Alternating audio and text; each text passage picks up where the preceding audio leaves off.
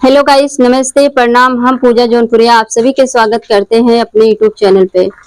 तो गाइस, आज हम बात करेंगे आरती जौनपुरिया के लिए, रोली जौनपुरिया। तो गाइस, आप लोग कमेंट करते हो कि रोली जौनपुरिया आरती जी के घर क्यों नहीं गई।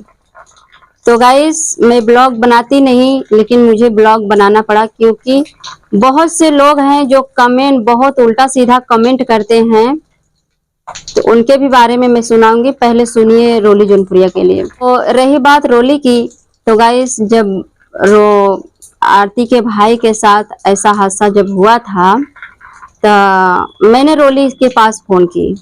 तो रोली बोली कि मैं इस समय मुंबई में हूँ, अभी स्टेशन पे उतर ही रही हूँ।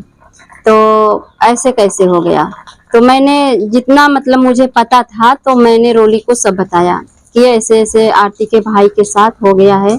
और आरती के पास फोन की थी, आरती बोल रही थी। तो गाइस, रोली बोली कि ठीक है, मैं भी आऊंगी। इतना बोली कि मैं भी आऊंगी और आई थी रहने के लिए, लेकिन रुकूंगी नहीं, मैं आऊंगी। फिर उसके बाद मतलब काफी समय बीत गया, 2 3 4 5 दिन बीत गया। तो मैं रोली के पास फोन की कि रोली आप आई नहीं। तो रोली बोली कि मुझे मना किया गया है। मुझे मना किया गया है कि आरती मैं बोली कि कौन मना किया है। तो बोली कि आरती ने मना की है कि मेरे घर रोली मत आए। तो गाइस, यही मुझे पता है कि मतलब रोली जौनपुरिया से इतना मेरी बात हुई थी। अब उसको कौन मना किया है, क्यों मना किया गया, तो कि आप सबसे मैं झूठ नहीं बोल सकती। जो भी बात है सच बात है। तो रोली जौनपुरिया को कौन मना किया गाइस, क्यों मना किया गया, मैं ये भी रोली से बोली थी कि ऐसे समय पे किसी को मना नहीं करना चाहिए कि हमारे घर मत आओ। अब ऐसे वक्त पे देखो, लोग एक दुश्मन के भी घर जाते हैं। ऐसे दुख के घड़ी में कोई किसी का कुछ भी हो जाए, लेकिन फाट पड़ते हैं। अब आरती जौनपुरिया उनको क्यों मना। और रही बात, तो इतना जो मुझे पता था मैं आप लोग के सामने बात रख रही हूँ। इतना ही चीज मुझे पता है। तो जब रोली जौनपुरिया ने मुझसे ऐसे बात बोली, तो मैंने मतलब मुझे भी थोड़ा गुस्सा आया। मैं भी सोची कि आरती को ऐसा नहीं करना चाहिए था कि ऐसे दुख में लोग कहाँ से कहाँ चले जाते हैं, और आरती क्यों मना कर दी। तो आरती से मैंने पूछा ये बात कि आरती रोली को क्यों मना की। पब्लिक पूछ रहे हैं कि रोली जौनपुरिया सारे लोग आए और रोली जौनपुरिया क्यों नहीं आई आरती के दुख में। तो गाइस, आरती ने मुझे यही जवाब दिया कि भाभी, पहला फोन मेरा भाई रोली के ही पास किया था। पहला फोन मेरा रोली के पास मेरा भाई किया था। हमें भी नहीं पता चला, पहले रोली के पास फोन किया, रोली मेरे भाई के साथ ऐसा ऐसा हो गया है।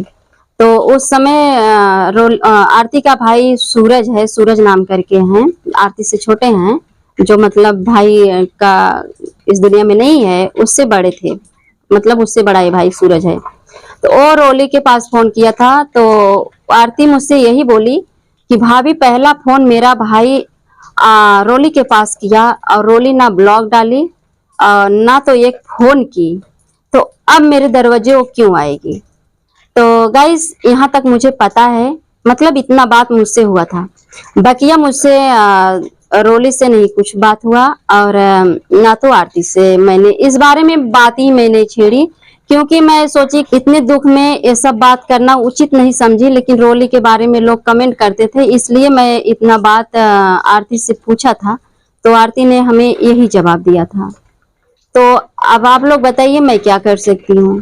तो गाइस, मैं फैमिली वाली हूँ और किसी के बीच में नहीं पढ़ना चाहती हूँ, क्योंकि किसी के बारे में क्या बोलूंगी।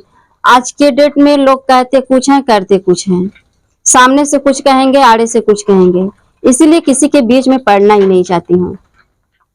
तो गाइस, इतनी सी बात थी जो मैंने आपके सामने रख दिया। रोली आरती से मैंने इतना बात की थी जो आप सबके सामने रख दिया हूँ। अब आप लोग मुझसे मत, मेरे कमेंट में मत आकर लिखिए कि रोली क्यों नहीं गई, आदर्श क्यों नहीं गया। तो ये चीज आप लोग आदर्श से और रोली से ही पूछ सकते हैं, आरती जौनपुरिया से ही पूछ सकते हैं। इसलिए खड़ी थी कि आरती एक छोटे और गरीब परिवार से थी, उसके ऊपर मुझे बहुत तरस आ रहा है, उसका परिवार टूट गया है। तो गाइस इतना जो मुझे पता था आप लोग को सामने बात रख दी हूँ। आप लोग खुद समझदार हैं, आप लोग समझिए। उसके बाद आप जो भी कहना चाहते हैं आप लोग कमेंट में कहना। और